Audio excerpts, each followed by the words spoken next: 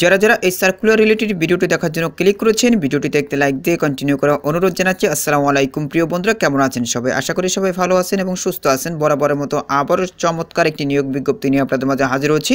প্রিয় বন্ধুরা, chief judicial ম্যাজিস্ট্রেটের কার্যালয়ে নতুন একটি নিয়োগ বিজ্ঞপ্তি প্রকাশ করা হয়েছে। এখানে আপনারা বাংলাদেশের সকল জেলা থেকে ছেলে এবং মেয়ে উভয় প্রার্থী আবেদন করতে পারবেন।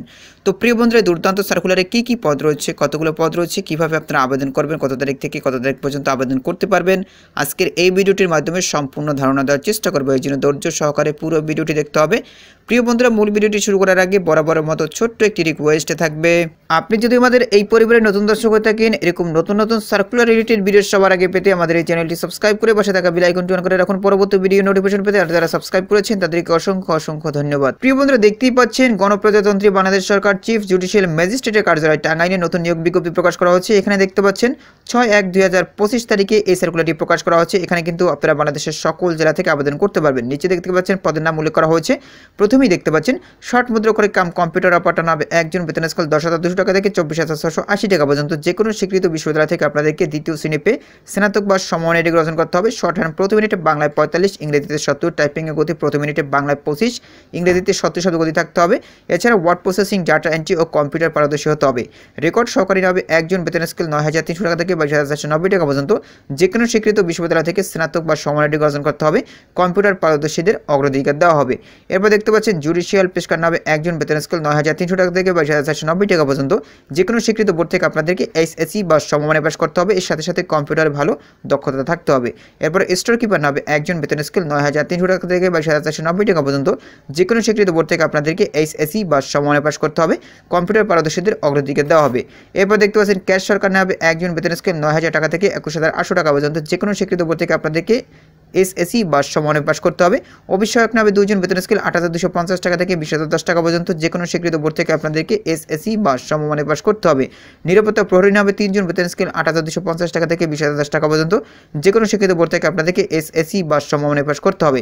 মালিনা হবে একজন, বেতন স্কেল 8,250 টাকা থেকে 20,010 টাকা পর্যন্ত যে কোনো স্বীকৃত বোর্ড থেকে আপনাদেরকে এসএসসি বা সমমানে পাস করতে হবে।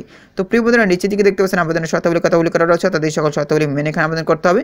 প্রথমেই দেখতে পাচ্ছেন উপরে বর্ণিত শূন্য পদসমূহে নিয়োগের ক্ষেত্রে প্রার্থীকে জনপ্রশাসন মন্ত্রণালয় নির্ধারিত ফর্মে বর্ণিত তথ্যাবলী পূরণপূর্বক স্বাক্ষর করে আবেদন করতে হবে।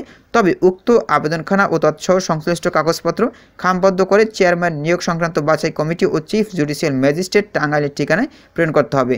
চেয়ারম্যান দেখতেই পাচ্ছেন বাছাই কমিটি ও চিফ জুডিশিয়াল ম্যাজিস্ট্রেট টাঙ্গাইলের অনুকূলে দেখতে পাচ্ছেন এত কোড নাম্বারে পরীক্ষার ফি বাবদ আপনাদেরকে 1 থেকে 4 নং ক্রমিক পদের জন্য 100 টাকা, 5 থেকে 8 নং ক্রমিক পদের জন্য 50 টাকা ট্রেজারি চালানের বাংলাদেশের ব্যাংক বা সোনালী ব্যাংকের মূল কপি দরখাস্তের সাথে দাখিল করতে হবে।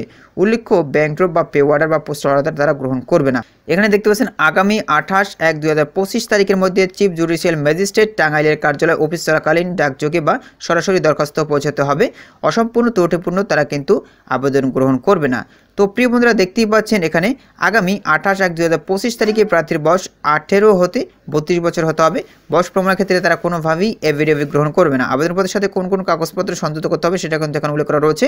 এখানে প্রিয় বন্ধুরা দেখতে পাচ্ছেন প্রথম শ্রেণী গেজেটেড কর্মকর্তা কর্তৃক সত্যায়িত প্রার্থীর সততারা 3 কপি পাসপোর্ট সাইজের রঙিন ছবি, সকল শিক্ষাগত যোগ্যতা ক্ষেত্রের মধ্যে অভিজ্ঞতা, পারদর্শিতা, প্রশিক্ষণের মূল সনদপত্রের সত্যায়িত কপি, প্রথম শ্রেণীর গেজেটেড কর্মকর্তা কর্তৃক প্রদত্ত চারিত্রিক সনদপত্রের মূল কপি, স্থানীয় ইউনিয়ন পরিষদের চেয়ারম্যান বা পৌরসভার মেয়র বা সিটি কর্পোরেশনের সংশ্লিষ্ট ওয়ার্ড কমিশনার কর্তৃক প্রদত্ত নাগরিকত্ব সনদপত্র, জন্ম নিবন্ধন বা জাতীয় পরিচয়পত্রের সত্যায়িত ফটোকপি, নিয়োগ সম্পর্কিত বাংলাদেশ সুপ্রিম কোর্ট হাইকোর্ট বিভাগের সার্কুলার নং এত প্রচলিত সরকারি বিধিমালা যথাযথভাবে অনুসরণ করা হবে। খামে উপরে অবশ্যই পদের নাম নিজ জেলা স্পষ্ট করে উল্লেখ করতে হবে। এরপরে আবেদনপত্রের সাথে স্পষ্ট করে লিখিত পরীক্ষার জন্য আবেদনকারীর নিজস্ব ঠিকানা সম্বলিত 20 টাকার ডাক টিকিট সংযুক্ত করতে হবে এবং ফেরত খাম একটি সংযুক্ত করতে হবে। আবেদনপত্র গ্রহণ ও বাতিলের ক্ষেত্রে কর্তৃপক্ষের সিদ্ধান্তই চূড়ান্ত বলে গণ্য হবে। তো প্রিয় বন্ধুরা, এই ছিল মূলত আজকের সার্কুলার। পরবর্তীতে নতুন কোনো সার্কুলার নিয়ে আপনাদের মাঝে হাজির হবো। সবাই ভালো থাকবেন, সুস্থ থাকবেন। আল্লাহ হাফেজ।